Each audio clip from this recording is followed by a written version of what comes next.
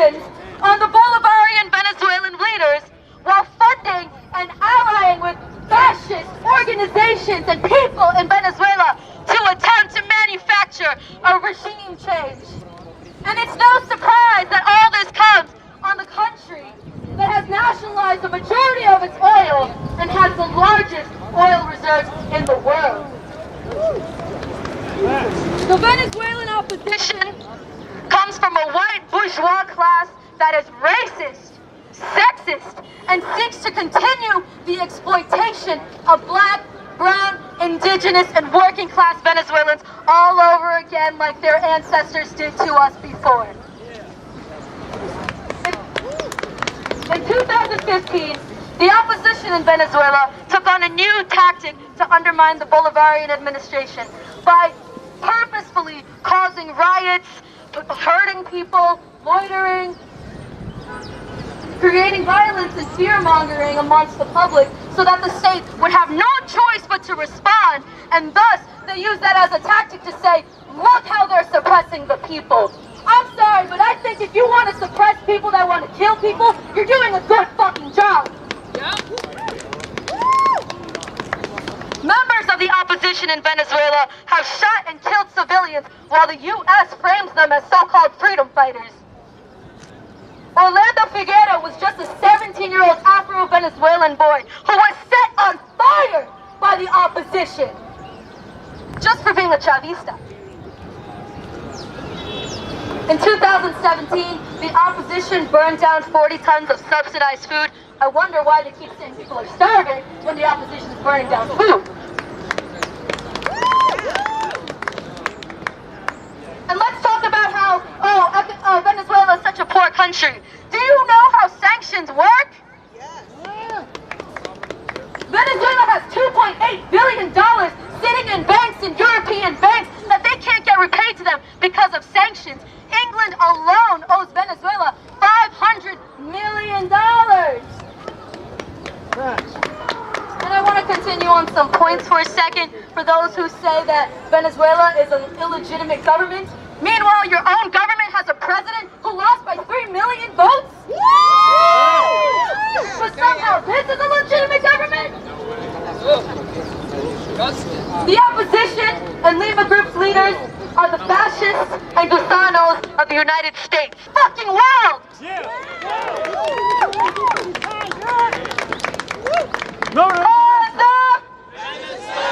Hands up! Venezuela! Hands up! Venezuela! Hands up! Venezuela! Hands up! Venezuela! Hands up! Venezuela! Hands up! Venezuela! Hands up! Venezuela! USA out of! Venezuela! USA out of! Venezuela! USA out of! Venezuela! USA out of! Venezuela! Alright. Next, I want to welcome out our speaker, Colin from the Committee to Stop FBI Repression.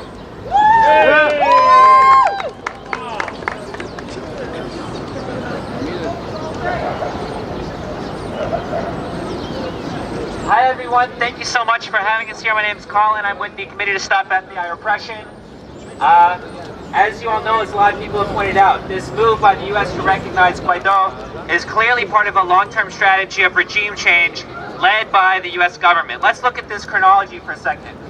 January 10th, U.S. Secretary of State Mike Pompeo tweets calling the election of Maduro an illegitimate usurpation of power and calling for what Pompeo called, quote, a return to democracy. The very next day, January 11th, Guaidó made his announcement calling for his support in his coup attempt. The day after that, the U.S. State Department issued an official statement that, quote, it's time to begin the orderly transition to a new government in Venezuela. But we have seen these orderly transitions before in Haiti, Iraq, Iran, Cuba, the DPRK, Chile, Lebanon, Afghanistan, the Democratic Republic of Congo, Nicaragua, and plenty of other places. We know that this is most likely a preface to more intervention and more violence. And we've seen this exact same strategy of propping up a puppet parallel government as a prelude to escalated intervention before. We saw it with the National Transitional Council in Libya and also in Syria. as we have seen in Iraq, Syria, and Palestine, when the U.S. is waging war on other countries, whether overtly through puppet forces or through covert operations, that violence is carried out in the U.S. as well, in the form of government repression and attacks on organizers and oppressed nationality communities. Our organization, CSFR, was formed in 2010 in response to FBI raids on the homes of anti-war organizers here in the United States. And we fought back and successfully defended against those attacks. And we are proud to be here today as CSFR, supporting the people of Venezuela and their comrades here in the United States. Progressive organizers in New York are targeted and spied upon not only by the FBI but also by the New York Police Department. Specifically, the primary agents of political repression here in the United States, here in New York City specifically, are the Strategic Response Group, also known as the SRG. If you want to learn more about our organization, our efforts against the Strategic Response Group, or ways that you can join the Committee to Stop FBI Repression, please reach out to any of me, Jessica, or Michaela. Thank you again. U.S. imperialist! Number one terrorist! U.S. imperialist! Number one terrorist! U.S. imperialist! Number one terrorist! U.S. imperialist! Number one terrorist! Thank you. Alright, we're gonna use this one that I just learned at a rally a couple nights ago. It was perfect. Again, in Spanish. Maduro! Maduro! ¡A Yankee dale duro! Maduro! Maduro! ¡A Yankee dale duro! Maduro! Maduro! ¡A Yankee dale duro! Maduro, Maduro, a Yankee dale duro. Maduro, Maduro, a Yankee dale duro. Maduro, Maduro, a Yankee dale duro.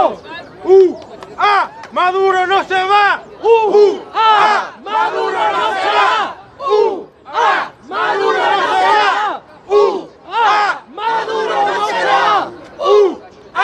Maduro no. Venezuela. Venezuela.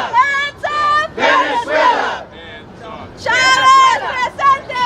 ¡Maduro presidente! Chávez presente. Maduro presidente. Chávez presente. Maduro presidente. ¡Chávez presente! Maduro presidente. ¡Chávez presente! Maduro presidente. Our next Next speaker. will be from PSL. From PSL. Please welcome. Vélez. Good afternoon, brothers and sisters. My name is Vélez. I'm a member of the PSL, Party for Socialism and Liberation. And I'm going to read our statement. There is a right-wing coup attempt underway in Venezuela, orchestrated by the Trump, White House, and the CIA, along with its junior partner, the so-called Grupo de Lima. The democratically elected government of Nicolás Maduro has broken relations with the U.S. government and ordered the U.S. embassies in Caracas closed and all its agents to leave the country within 72 hours.